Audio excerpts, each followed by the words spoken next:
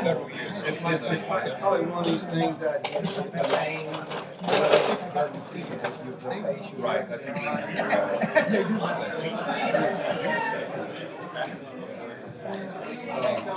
well, that's good. Start a bus. Terry Jones is great. Yeah, she really Terry is so creative. He got a lot of energy going. Yeah, he was misguided. Yeah, they let him go. Yeah. He was misguided. And he wasn't. Sometimes it is, man. I'm not going to tell you who it Yeah.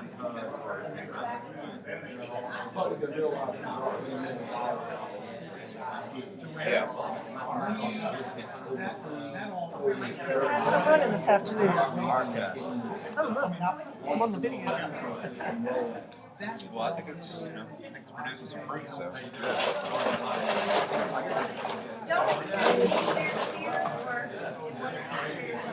The rest is wherever you like.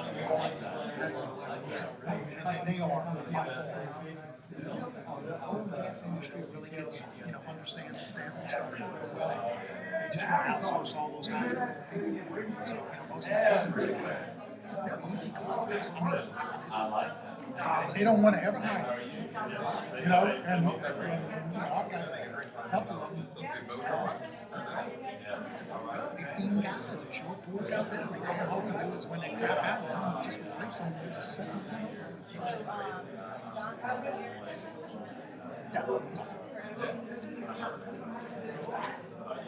Yeah, so it just works real smooth.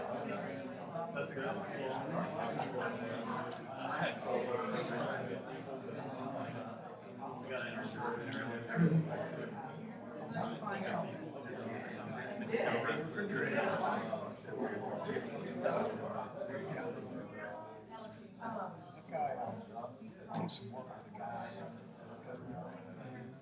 Actually met him, interviewed him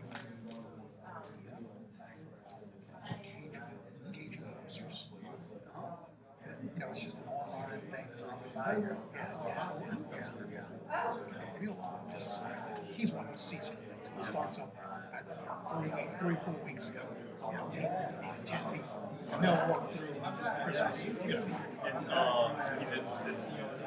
Yeah, but this is like 2 years ago. Now, and I told him, the problem is every once in a while we get somebody that's interested in you laughing. I think that's just going to work. I had a guy on my area. How you doing? Good to see you. Same here. Heard y'all having a baby, man. Oh, yes. It's exciting. Cannot wait. We just went this morning to go do the anatomy assessment. 20 weeks Saturday. What'd you find out? Oh, it's a boy. It's a boy? Oh, There you yeah. go. We got that like 2 weeks ago.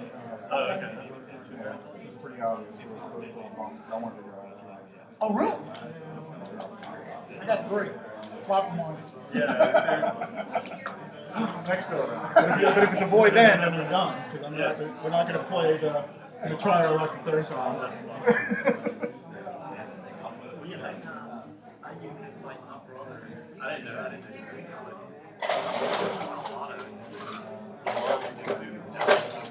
They'll ship like crayons and stuff. Yeah, like some buildings on the Try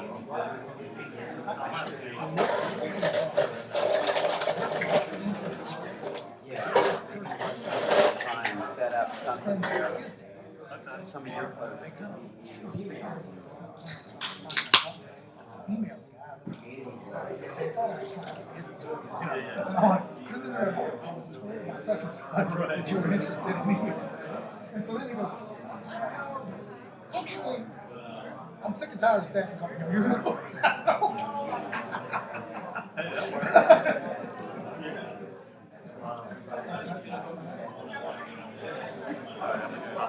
Yep.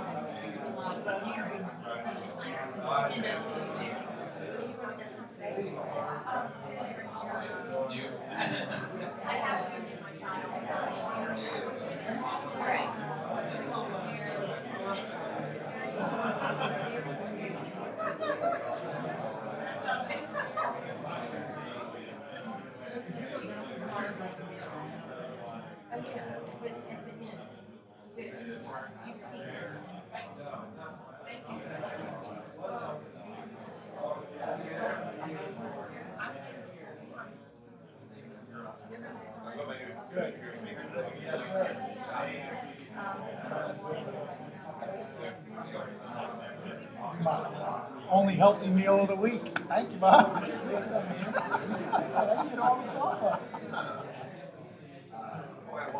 Hello.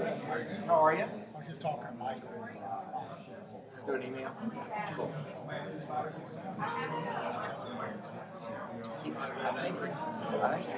He said it's pretty much fine. Yeah. He just said he usually. Okay. So we'll just send it out to the body. Well, look, I did my best to try to summarize the other day. Just so, and I know it wasn't pretty. That's like, let me get this down and get it to everybody so it doesn't get lost. Great yourself. Sorry? You drove in this morning? No, I've been here. I did. How are you? Good to see you, man. Doing well. I've been here all week. Cats Codes for Kids yesterday morning.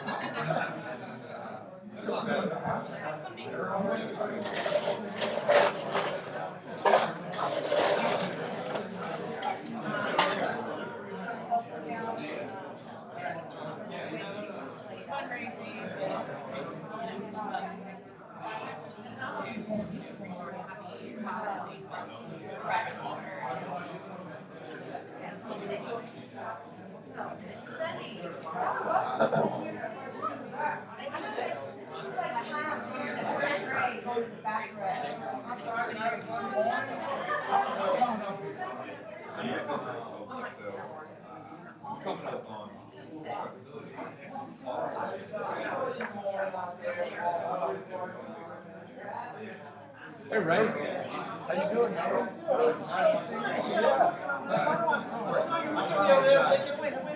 I'm not expecting to see you here. Yeah, you're doing all right. Oh, you're here for King? Yeah. Oh, okay. Yeah. Good. So y'all squared away with King Claim? Everything's over, huh? Yeah, it's over. Thank God. I hadn't bumped into what's his name in a long time. Playing for him in a long time. Victor, also, I haven't bumped into him. Yeah, it's in the ground. Good. You guys were good. Well, you know, I tried and tried and tried. Right. You know, that it took time. You know, I always say you got to figure out whether it's a ripe lime or a premature lemon. You know, you got to figure out what you're dealing with. And it took a while for it to mature. And it did. It got there. Victor got sick of the deal. I kept telling Victor, you need to spend a fortune going through all the documents that I got. If I drop this on you, you're going to break me. And he kept bugging. Did he ever say, you know? He never said. My recollection is he didn't. My recollection. Hey, how you doing? But I could be wrong. Good to see you. Good to see you. Hey, how are you? Hi, Sonny how are you? Chastain. Brett, nice to meet you. Hey, Ray Russell. Hey, Good to see you. man, Long time no how you see. been? I've been good. I've been good. You look great. I was thinking about you the other day because I went to the AIPLA conference and I get You an went to email in the- the middle of the conference from Jackie Daspin. She was there. Oh, really? We ended up not Wow. being able to meet. How is she? She's good. She's in She's out in Phoenix. She Arizona. told me. Yeah. She's With with. Bard, which is a medical device. People. Yeah. I thought she was in the printer company. I mean, that's oh no, what she was had in. been That was with in them. Lexington. She had been with Lexington. Right. So I'm talking about somebody in the patent attorney universe. Right. A lady Small who world. had been at Harvard Darden I was years saying, I was ago. talking about you the other day to Don Angler's daughter is with you guys. Yeah. Okay. She's Oh, Jessica. Yeah. Yeah, So I see okay. Don all the time. Yeah. That's all. He's very involved. Russ, I said Russell's a great guy. So Okay. I didn't say anything about you. Good. You don't do anything. Yeah, don't. Cover me. Just cover my back. I can hide that for about another 20 years. I'm good. So you just help me. I will. Okay. I've always heard of this stuff. Like I've never had a Foy sparkling wine. In fact, I'm going to drink some just because. Really sophisticated. Really cool. That's what I remember. At 0 calories. My wife's niece was getting her Got 4 of them. They're kind of all kind of stuff going on. So in fact, one of my oldest son is friends with Brett. Brett is my oldest son's cat watcher. Oh, okay. They live in the same apartment. Oh, all right. This is great. All right. Take a picture of this and send it. All right. Is it cranberry? Is it cranberry? It's great. No, it's grapefruit. So we're being, okay, so I need to let everybody know that, right? Yeah, when you're presenting, you're being watched. Yeah. I think he drinks it like plain water. Being streamed around the world to Around the every world. single EO chapter. Yep, you could watch, you can tune in live on YouTube.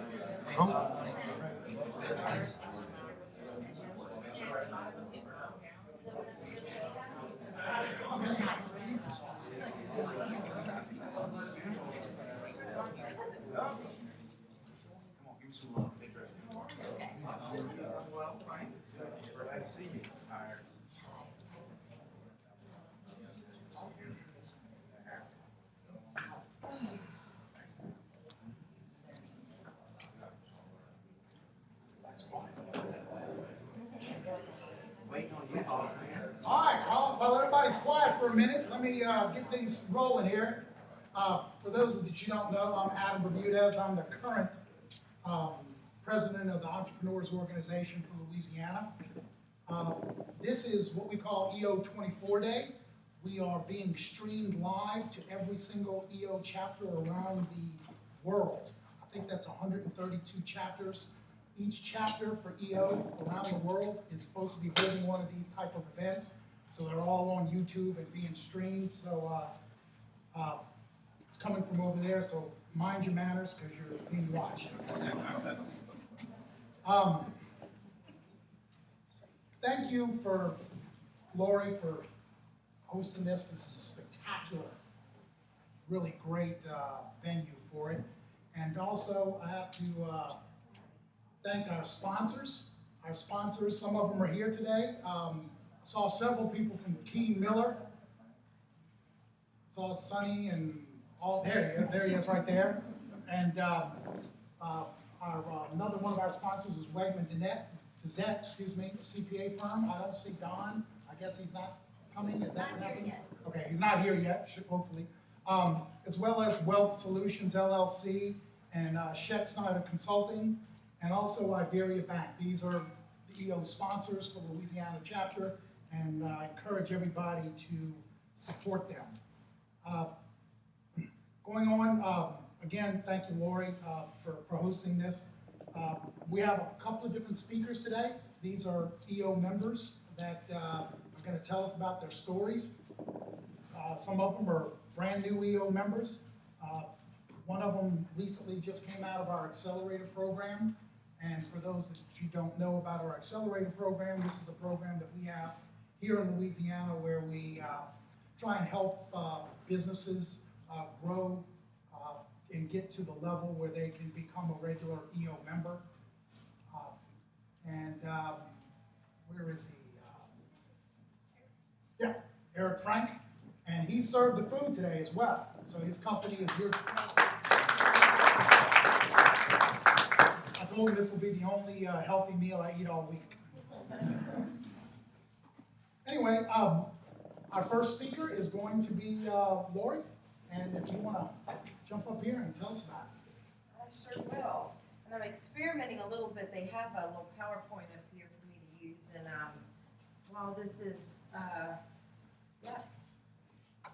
this is my conference room here. Do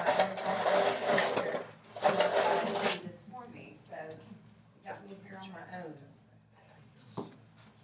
There you go. Okay. Thank you.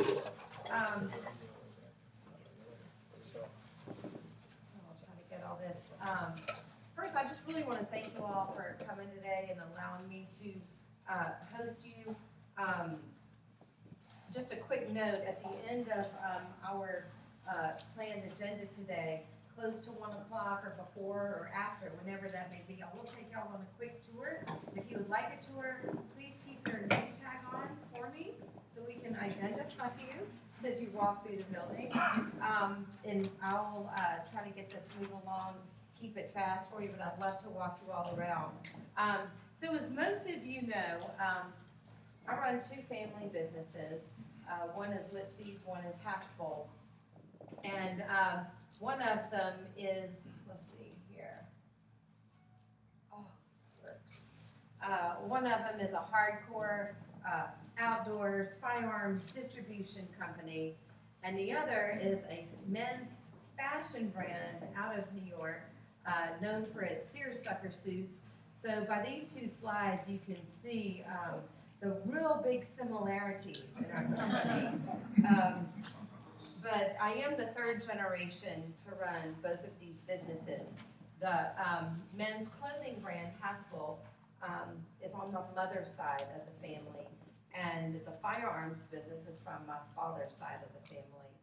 So, at the risk of boring my forum members, I'm really just going to give y'all just a quick blip on both of these companies.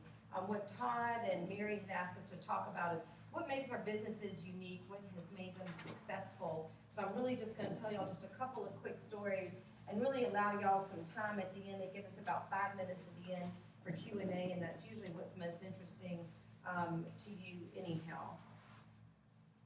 Oh, not right. There we go. So let me just give y'all just a quick little background on our company. We actually started out in 1943 in the retail business, sporting goods retail. You can see to the left, some of y'all, Sunny, and I know a couple of y'all remember the old Steinberg Sports Center downtown. We had 4 stores in South Louisiana.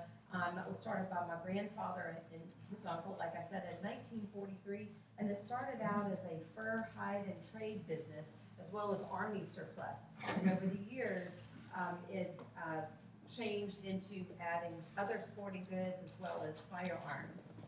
And that business actually went on until about 1989. So rewind for a minute and go back to 1953, which is actually when this wholesale business began. But we did not own it at the time. Our family did not purchase this business. It was actually called S&S, not Lipsy's, of course, in 1953. All right, stay here a second. Get back on computer here. 1953 is when it started, and again, it was full-line sporting goods. By the time we purchased the company in 1977, it was a small business, primarily firearms, and then we introduced other lines, Russell athletic wear, tennis balls, and all kinds of ski equipment and fishing lures and fishing tackles and everything in between.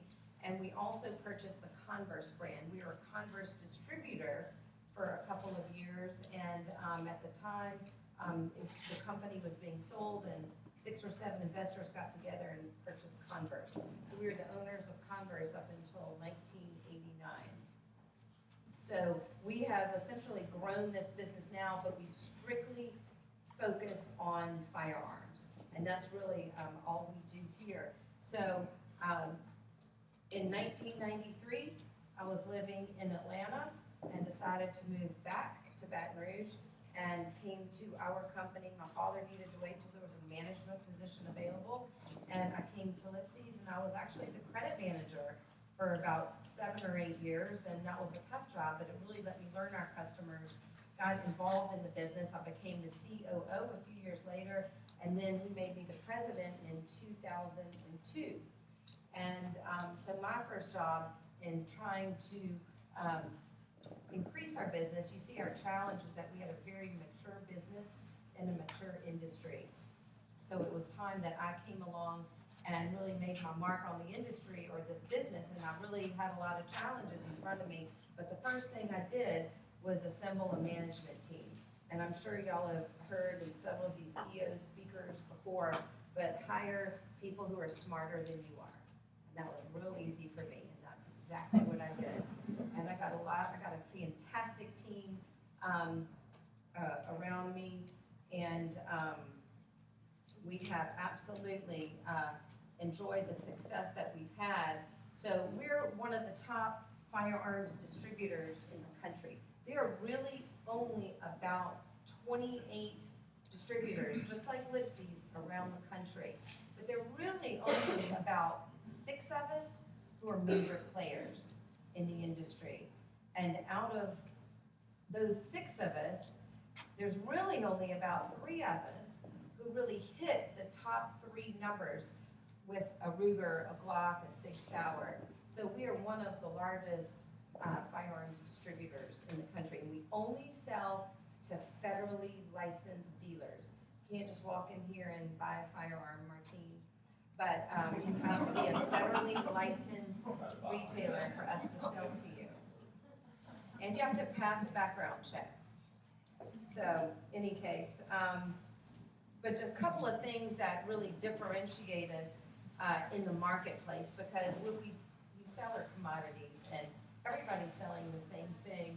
And so we really have to focus on, number one, our exclusives. We'll go to a Ruger or we'll go to a Glock, and we will come up with an innovative idea and ask them to make them just for us, and then we sell them to our retailers. But the consumer world has really started to learn the Lipsy's name. Even though we're just a wholesale trade company, people in the marketplace have started to learn about Lipsy's and our name and asking for our exclusives. But one of the interesting things that distinguish us, not just in the community, but really more so in our industry and with our customers, is a promotion that we run every year, and it's called March Madness. And yes, it started with March Madness and basketball. We tried to come up with an idea to really help people sell rather than waste time on the internet and checking scores. So we made it work for us. And you'll see when I walk you around it a little bit, we added a really cool feature to our warehouse to assist us with our March Madness. But we run internal promotions. We get speakers to come in. We do just a lot of goofy, fun things, but they all result in sales. And because of that now, we budget our March as the highest budgeted month out of the entire year. No rhyme or reason, it's not seasonal, like some people see spikes at holiday time, Michael in the retail business, at Christmas time or winter time. This was just, we picked this month, we said, March Madness, we're gonna make it work for us, and it's been a lot of fun, so we've enjoyed those promotions. But one thing that we did was, and I know all of y'all probably have sales goals and such in your own businesses. Well, one of the terms I had learned from a book, and certainly in one of these classes, was the term BHAG, the big, hairy, audacious goal. And so I set out with some just dumb number, one that we would never reach, couldn't be done. And that was about 2006, 2007, and in 2011, we hit that big BHAG, that number that we would have never in a million years reached. And it wasn't just by chance, oh look, we reached this goal, but we really put people in the right places, in the right positions to make these things happen. And I've learned that you don't micromanage, but you stand back and let the people who know a lot more than you do find their best skill sets and put them to work. And that's how we were able to reach our BHAG. And then, of course, some things going on in the political world that had some really good years for us these past several years. So we hit our BHAG in 2011, and in 2012, we actually doubled our BHAG. So that was kind of a crazy year. And then, of course, 2013 in the firearms business was pretty over the top, and 2014 is right up there with 2013, so we are most proud of that. So my father told me, when you are put in charge, you take charge. And so that's what I did. I told you I became the president of Lipsy's in 2002, and at the time we were also, we bought back our family's Haskell brand, and I'll tell you a quick story about that. So In 1909, this business was started by my great-grandfather, Joseph Haspel Sr. In New Orleans. We had a factory in New Orleans. This is my mother's family. That's my great-grandfather on the left. And on the right, you see him splashing around. In the 1950s, he was at a trade show in Florida, jumped into the Atlantic Ocean, and he was showing off his new wash and wear suit. And he jumped into the ocean, he took it off, he stripped out his boxers and suspenders and such, and this is the 50s, you all, and so he took his clothes off and he hung them up and he wore them out to the trade dinner that night so that people could see it's a real wash and wear suit. And that, can you imagine had that been like, on social media back in the 50s, how crazy that would have been. But to this day, people are still telling that story, and that's how they know Haspel, so it's very interesting. But he did popularize the seersucker suit. Those are my grandparents, his son, Joseph Haspel Jr., and my grandmother, Bertie Haspel, on the bottom right. So 1909, that company was started. 1977, they sold it. It was just time. He was the second generation to run the business. There really was no third generation to run the business, so I guess technically, I could be considered the third generation or even the fourth generation on that side of the business. But they sold it in 1977. Our family heard about it in the mid-90s. We bought it back, and we went into a licensing model for 15 years where we license our name out to a manufacturer of clothing. They produce it, and basically we just get paid royalties every year. So we decided at the end of 2012, when our contract was up, that we wanted to take everything in-house.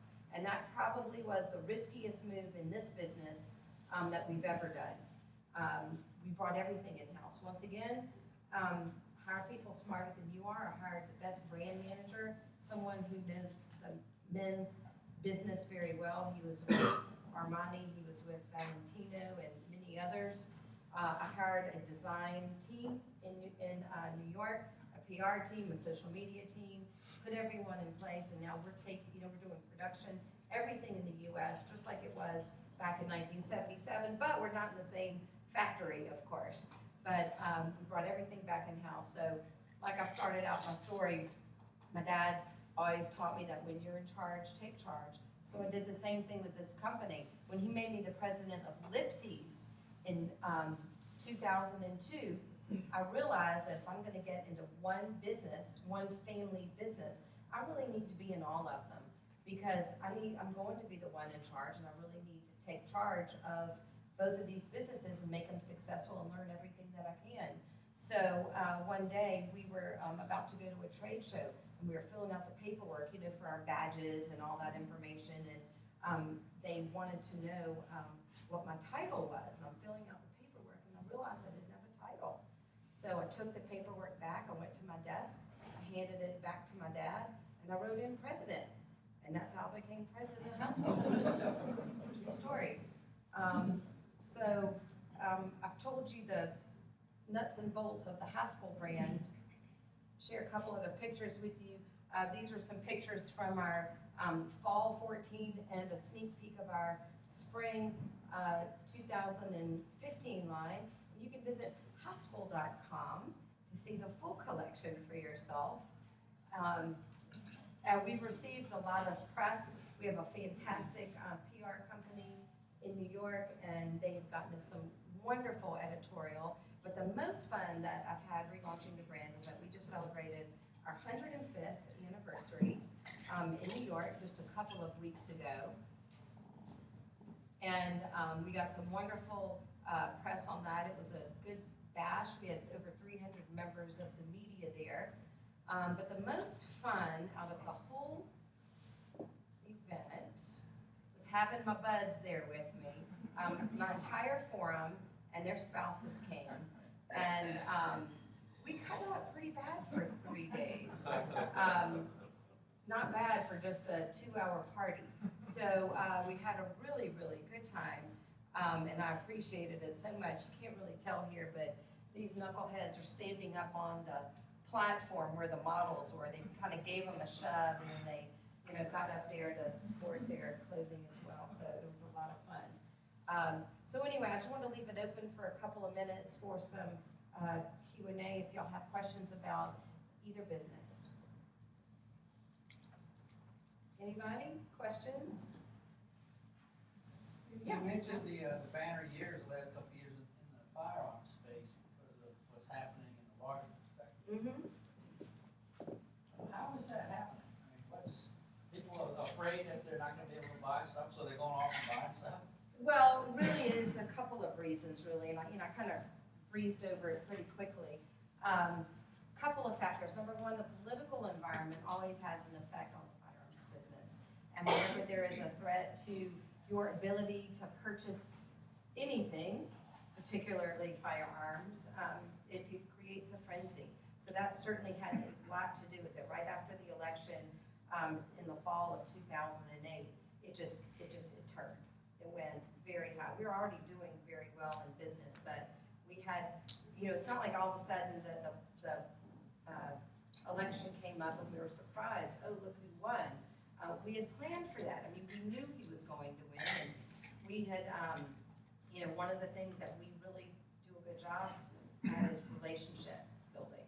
And so we built really great relationships with our vendors. So, we had a warehouse full of merchandise ready to ship when it all broke.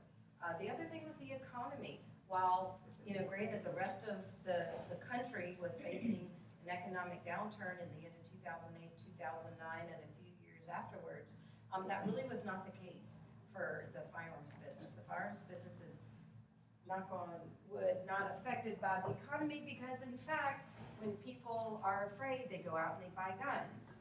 So it really had a lot of effects, but those were the top two. So in, obviously the design world and the artillery world are two completely different industries with two different, one is, could be perceived as military or Bubba or whatever you want to call it. The other one's very artsy and fashion forward. I mean, how do you see, do you see any challenges trying to go back and forth between the two? The short answer is yes. I mean, there are always challenges. I mean, I wear my hospital hat and my Lipsy's hat every single day. And granted, it is a little bit of a different group of people, and they both have their wonderful points. And people ask me all the time, well, which one do you like better? I'm like, well, that's a really dumb question. It's like asking me, which of your kids do you like better? So I love both of them. They're both family businesses, and really, other than just the political side of either one, it's really not a big deal at all. But I do have to wear both hats every day, playing firefighter, just depending on what's going on. Hey, Lori, it's two different, take off on Michael's concept, two different organizational structures potentially for people. How did you manage that, the structure of organization as you have to grow two models? And that's hard. I have the benefit of, this business here that I've worked in much longer than I have in the clothing business. And again, we're very careful to establish our management team as well as our different departments and getting the right people in the right places, building relationships, having our regular meetings. And I'm here, I go back and forth to New York once a month, but I'm here, basically every day. So it's just a different dynamic, and it's one that I wish I had in New York. It's just different. The company is much smaller. I've got my brand manager, 2 designers. I have a PR team. I have a social media team. They're in different places. I have a girl in sales. I have a girl who does all the back end, all the logistics and the administrative side. And no one's all in one place at one time. I have a showroom. I have an office in New York, but it's really only my brand manager and the sales girl who work out of there. So it's a different dynamic, and my goal one day is to kind of get those same synergies that we have here, but I have to wait until the company grows and I can afford to have all those people in one place at one time. It's different. The communication isn't quite as good as it is here, where everyone is under one roof. And you'll see when you walk around, it feels different. The culture's a little different, but I'm working on it. Corollary to some of the previous questions, do you have a sense of what specific amount of time you dedicate to each business? Each day is a 50-50. And then the second question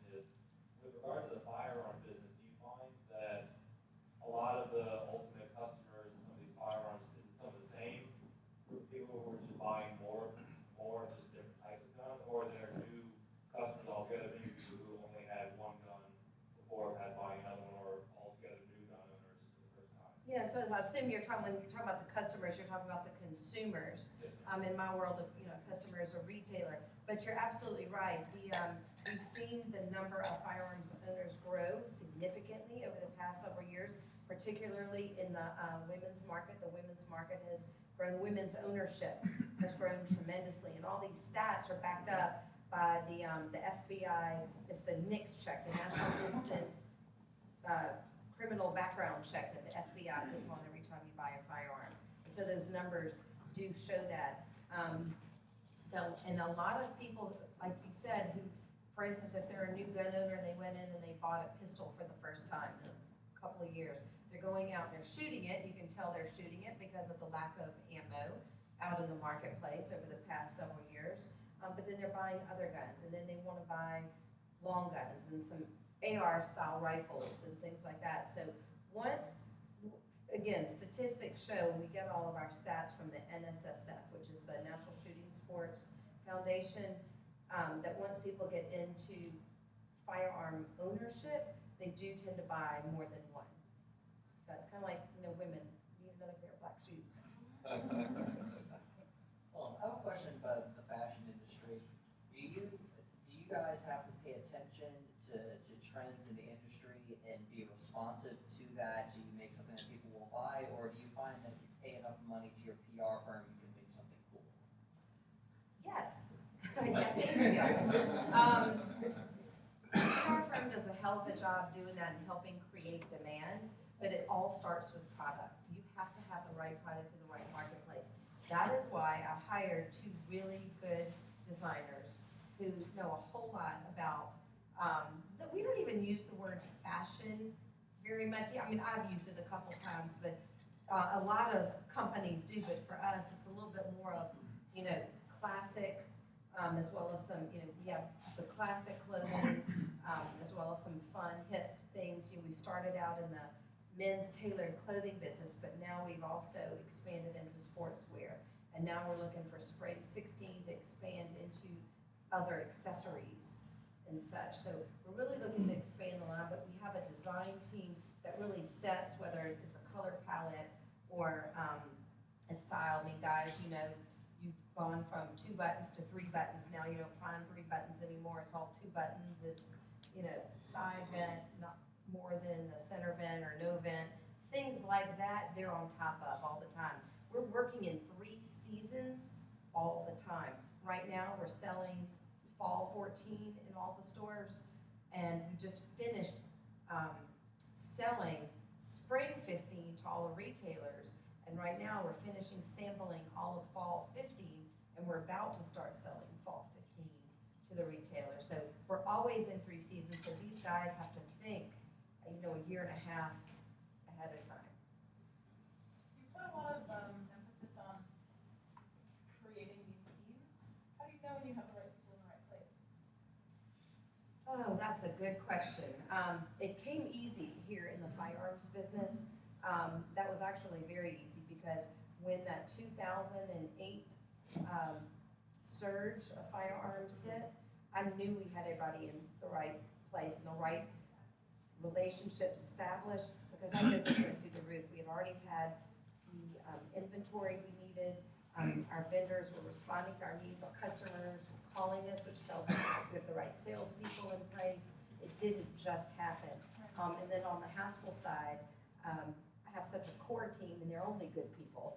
So, look, I think Jack Daly always said, hire slowly, fire quickly, and you have to be able to do that in either business.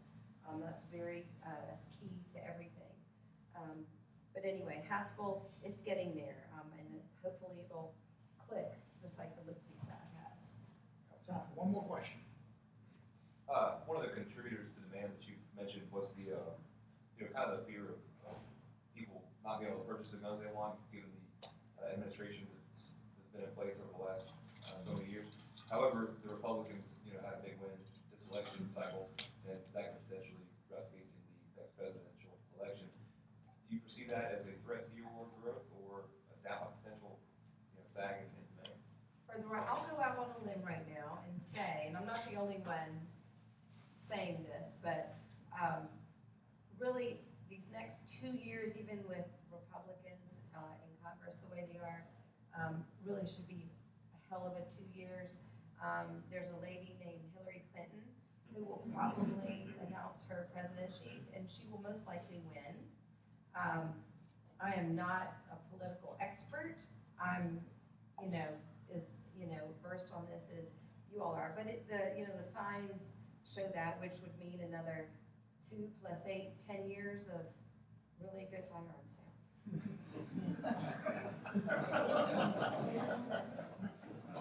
Good. Thank you all very much.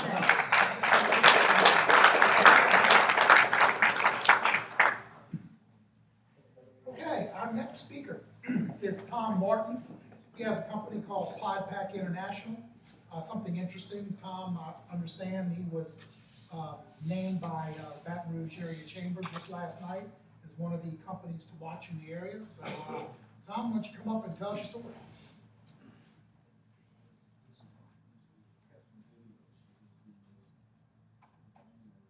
Yeah. I don't know. We do have our remote, which ought to be able to control. I think it got it? Mary. This way. We did have to take the sound off earlier, so it should be fine. And that remote,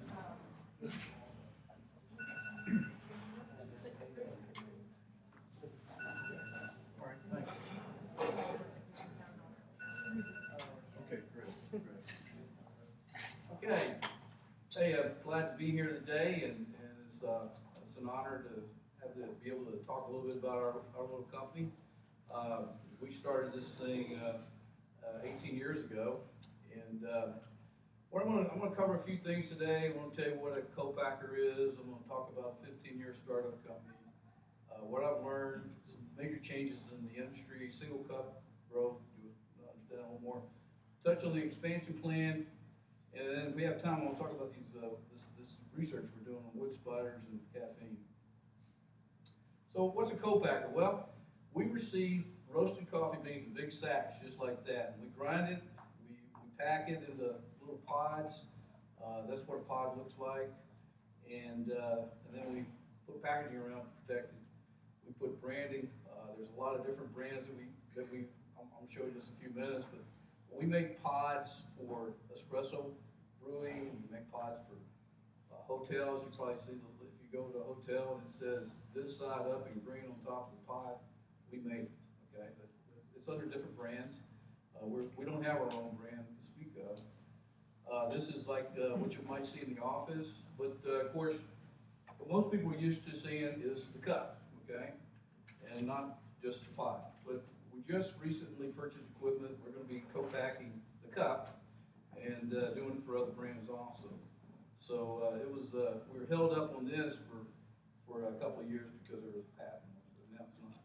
So it's going to be interesting in the next few years. So one of our big things that we had come to pass this year was Taco Bell started a breakfast program, and they were looking for a unique way to do coffee, so they decided to use the pod.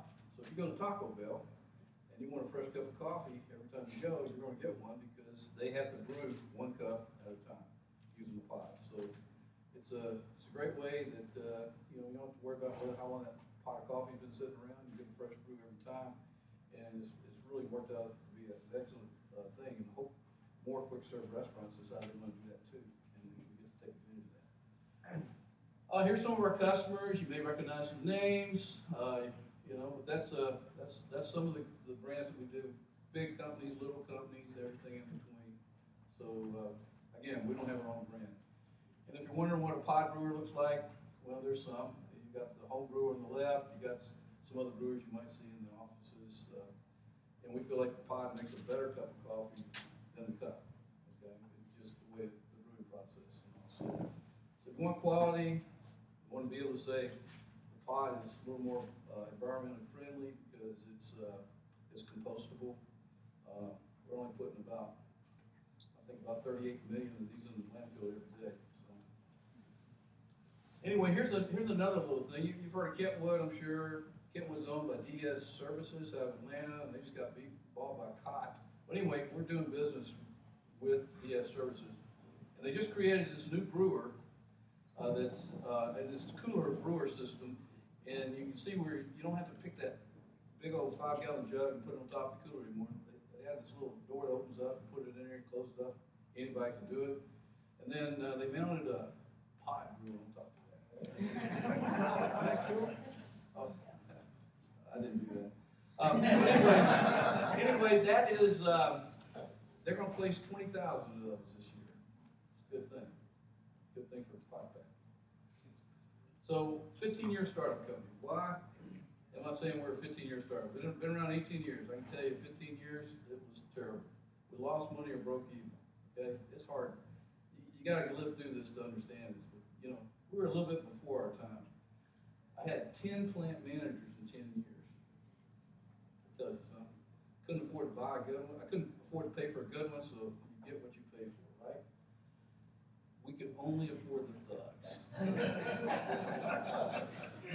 Somebody walked in my office one day and said, I found this bag of weed laying on the floor out there. That was as low as you could possibly get. Is it a five? Let's research that right now. The other thing was, we jumped into some projects. We thought that whenever this was coming out, there was a similar system with the pod coming out. We controlled this. We didn't control the brewers. The brewers didn't work out, and we had all kinds of extra capacity that we borrowed money for, and we're trying to make debt payments and things like that. Everybody knows what that is, and it was very tough. And fortunately, some things have helped us out.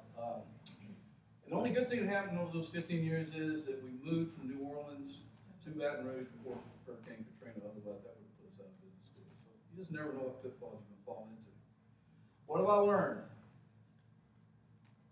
So you must have staying power, and that's financially, just the gut. You name it, the heart. It's hard.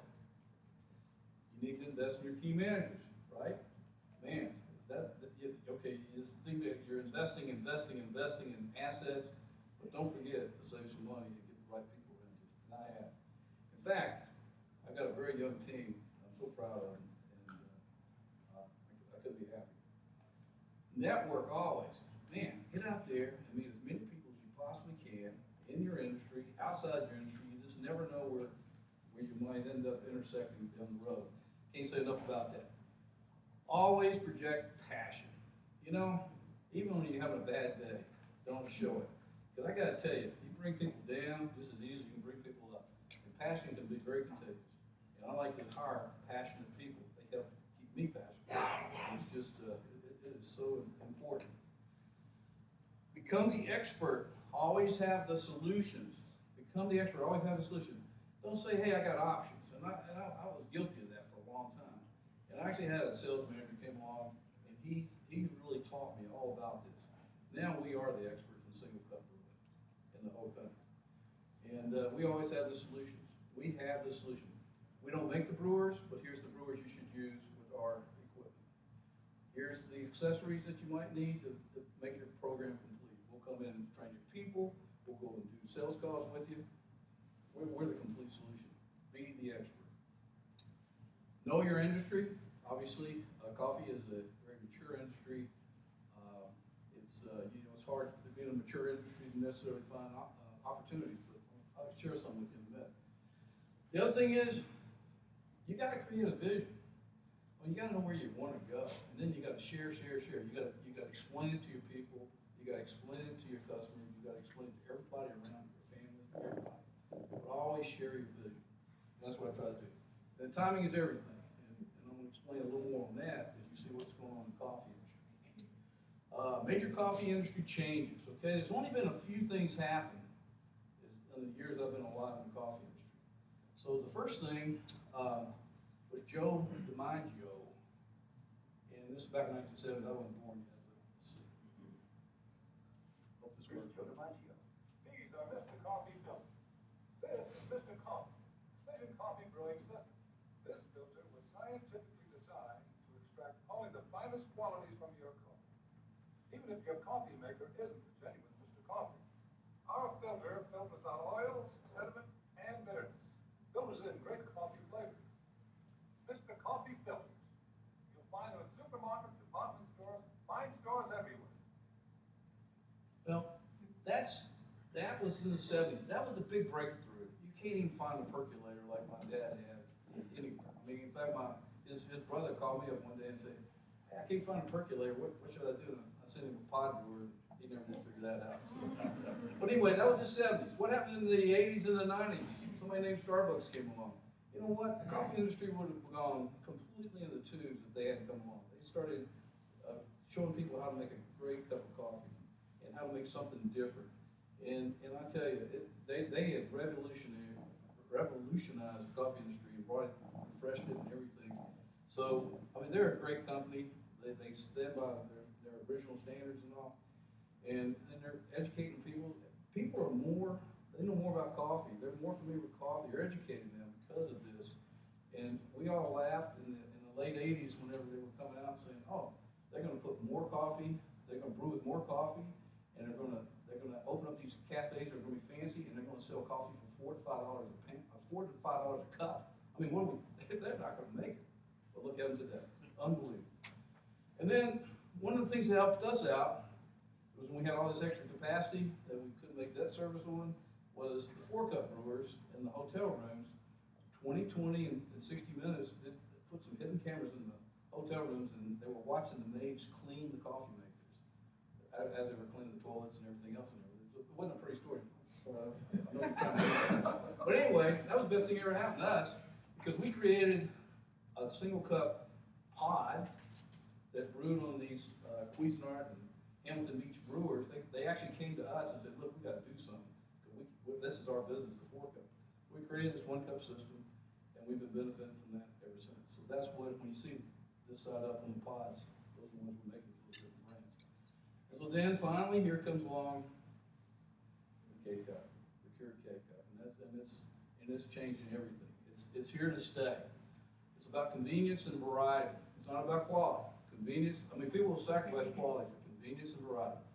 You'll pay $30 to $50 a pound if you break it down. $30 to $50 a pound. Okay? Do you ever think you do that? You do. For convenience and variety. More than 8 out of 10 people are aware of it. 33% of the people that drank coffee yesterday, they drank it using a single cup brewing system. 33%. And that was only about 4% a few years ago. Right now, close to 20% Americans have mainly a K-Cup brewer in their homes. It's a big change. This is a major thing going on in coffee. So mature business, lots of things going on. We're expanding. These are some of the things that we're doing the next 3 years. We presented this to LED, and they gave us some help. We've been, since the 15-year startup, we've been averaging sales growth of 35 to 40% a year. And we're on track to do that for quite some time, the way this is growing. So I like to say, if you're a manufacturer, LED is looking for you. They will help you out, okay? This is public information, so we got a $760,000 grant. All we have to do is spend $10.1 million and double our employees. Okay? That's all we got to do. But I got 3 years to do it in, so I'm telling them I can do that. I really think I can. So I'll let you know how that goes. All right, so have we got time to cover this? This is brand new technology. Everybody's got their little thing they want to do on the side. So anyway, this is some research that we've been working with Canadians with and stuff.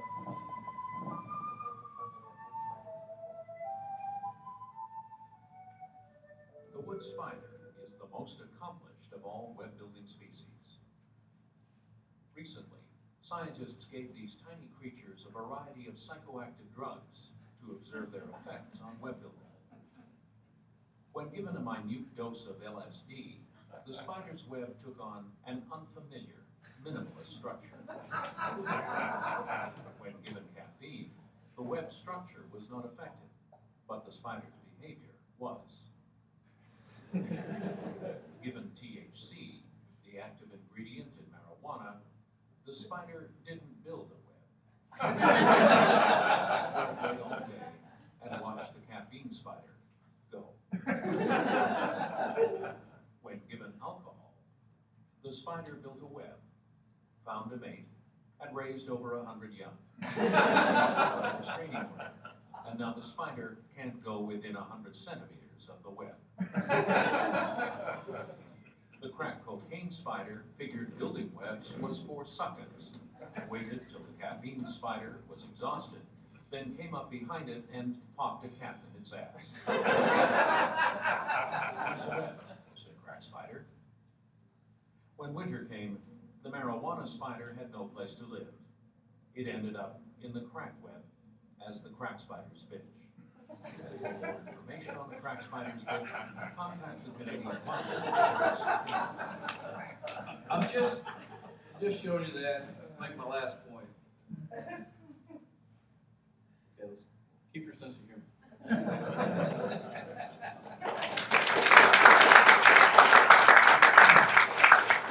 Questions?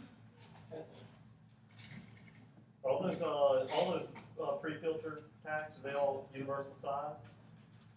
Actually, the espresso pods are a little smaller and they're a little tighter because you're using more pressure to brew a shot of espresso.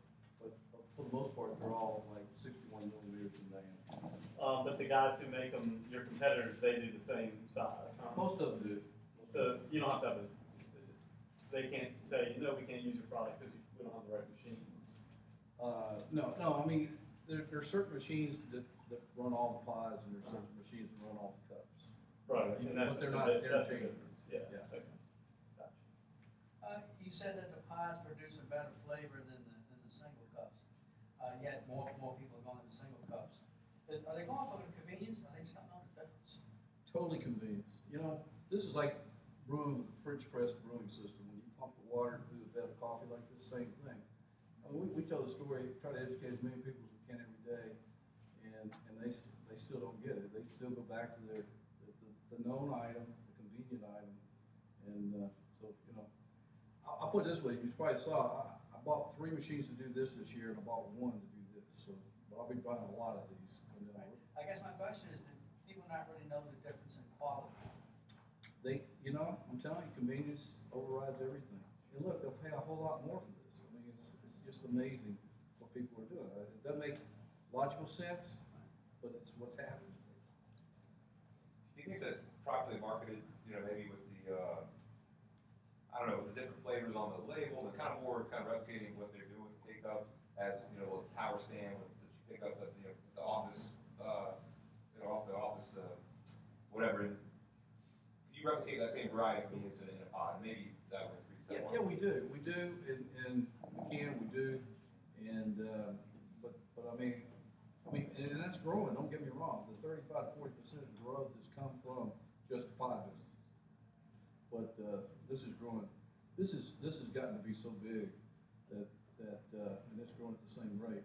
It's amazing. How many employees do you have in? Are we allowed to talk numbers? I don't know.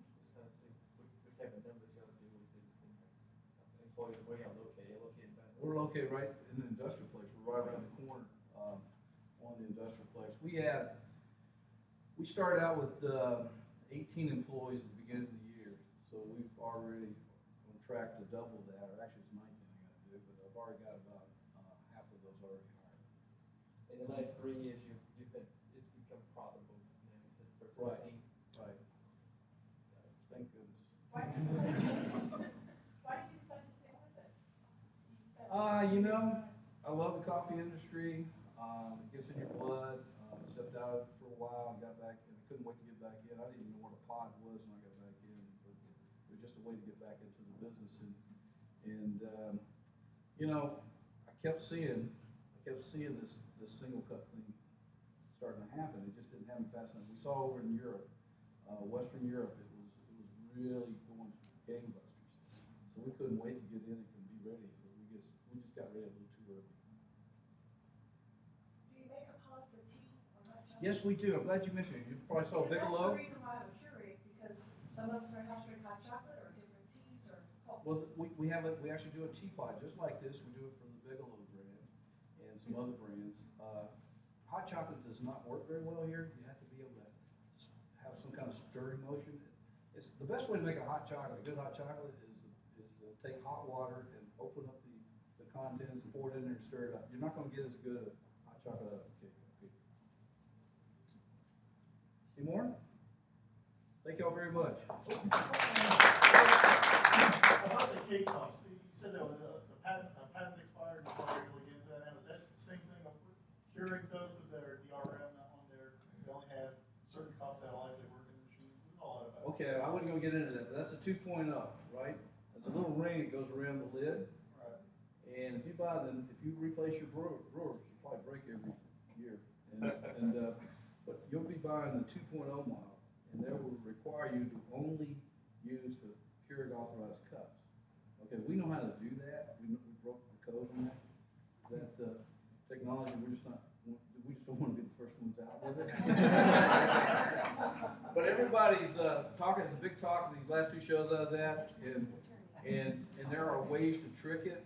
I even saw this little tiny piece of plastic with a little color thing on it. You can snap into your brewer and it doesn't know any difference.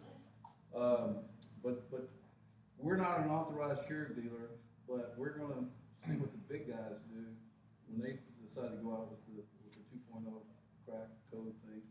And if they're successful not getting sued, we'll be right behind them.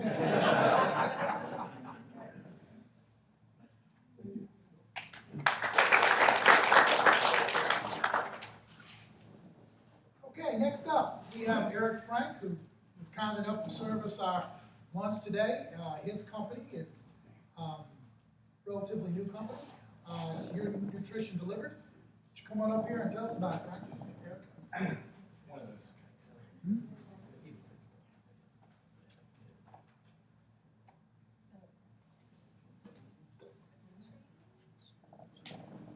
Sorry I didn't bring any videos about animals on LSD.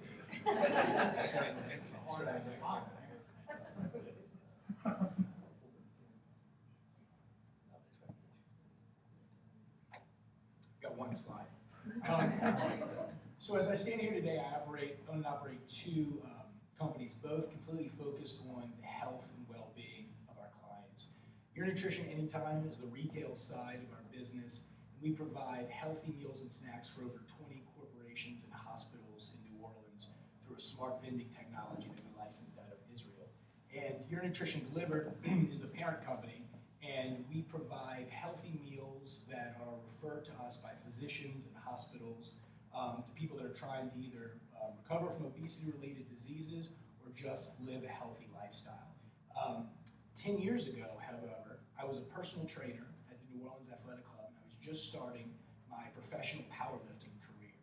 And for those of you who don't know, powerlifting is lifting the most amount of weight in the bench press, deadlift, and squat, accumulating your total and the highest total wins.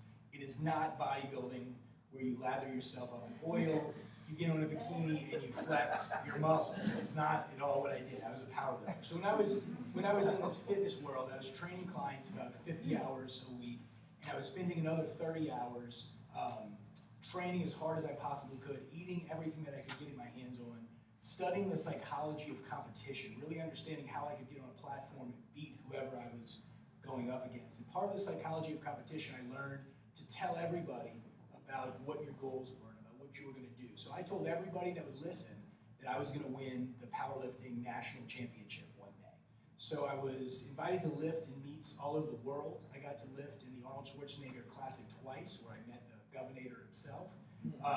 And in 2010, I realized my goal of winning the American Powerlifting National Championships. I was the strongest person in the country in my weight class, and upon doing that, I happened to tear my pectoral muscle completely in half, causing a giant amount of blood to pool right by my ribs. So right after the meet, my wife briefly congratulated me. She told me that my powerlifting career was done and that I needed to lose some weight so I looked better in pictures next to her. So at the time, I knew that I wanted to start my own business. I knew that I wanted to be in the health and wellness space, but I didn't know exactly what I wanted to do. And it was around this time that everybody was terrified of this thing called healthcare reform. And all of my clients were talking about how it was going to ruin their business. Buddy Butler, who's currently the chairman of my board, owned 20 fast food franchises that he immediately sold upon healthcare reform coming out because he didn't think he could afford to pay for the insurance for all his fast food workers. So I thought, well, if people that I know that have so much money are freaking out about something like this and it's causing such a problem, I want to learn everything that I can about it. So in early 2010, I went to Washington, D.C. to get certified in healthcare reform. Now, at the time, I was a certified personal trainer, I was a certified nutrition coach, and I was a certified speed agility coach. And every one of those certification processes was pretty standard. There would be one question, and there would be an answer that went with that question. That was really it. One question, one answer. Well, the healthcare reform certification was nothing of the sort. There would be a question, and the answer would be like, so in 2012, it's going to be this, and then in 2014, it's going to convert to this, and in 2016, it might go this, or if it's repealed, it's not going to be any of this. And so it almost seemed as if the guy that was teaching the class was also getting certified at the same time. So when we took the test, we were allowed to have an open book, and we were allowed to ask questions during the test, and we were allowed to correspond with each other about questions. So needless to say, all 8 people passed with flying colors. I got 100 for anyone that was interested. So right when I came back, I immediately started working for benefit companies, helping companies build corporate wellness programs. And there was two main stakes that I took out of healthcare reform that I really understood that weren't going to change at all. The first one is that obese employees are going to cost large companies a lot of money. And large companies are going to be incentivized to do everything that they can to help employees get healthier because they're going to be such a large financial strain. The second is something called pay for performance. Now, pay for performance is how hospitals and physicians are now graded. So they're no longer graded on how they treat the sick, but how well they facilitate the sick in becoming well and staying out of the hospital. And the pay for performance is a big thing, and it's really changing how medicine is done for a good way, I think. So when I came back and I started working for these companies, I was helping large early adapter companies put together corporate wellness programs and teaching them how to smartly spend wellness dollars. And so part of what I would do is I would interview all the employees for a company, and I would ask them things like family history of disease, how often do you exercise, and what do you eat during the day? When I asked that question, that's where my eyes were opened. 80% of the people ate fast food at least 4 days per week. 70% of the group ate out of traditional vending machines for lunch more than twice a week. And 25% of the people we talked to did not eat anything at all while they were at work. And sirens are going off in my head. This is a huge problem. This is the solution that you need to figure out how to solve. So in 2011, I founded Your Nutrition Delivered. And all we were really doing was making healthy meals out of my chef and I's kitchen and delivering them to my wellness clients. And I knew that we had a great opportunity. I knew that we were doing something right. The feedback we were getting was great, but I didn't know how to take this health food business and really bring it to the next level. So it was around that time I kept hearing about this thing called the Idea Village in New Orleans. Everybody was saying you should take your idea to the Idea Village. They'll help you. They take small ideas and they scale them out huge. Well, that sounded great, right? So my banker at the time was going to something that was called the Big Idea, which is, the Big Idea is like entrepreneurialism meets Mardi Gras on steroids. It's 3 entrepreneurs pitching to a stage of 2,500 people and a panel of 4 celebrity judges, with the winner getting $50,000. So my banker took me to the Big Idea, and I saw it all, and I said, man, this is for me. I said, I'm going to do this next year. I told my banker, I said, I'm going to be on that stage next year, and I'm going to win. He's like, yeah, great, give me your deposits, right? But I told everybody, I said, I'm getting in this program, and I'm going to win the Big Idea. This is what I'm going to do.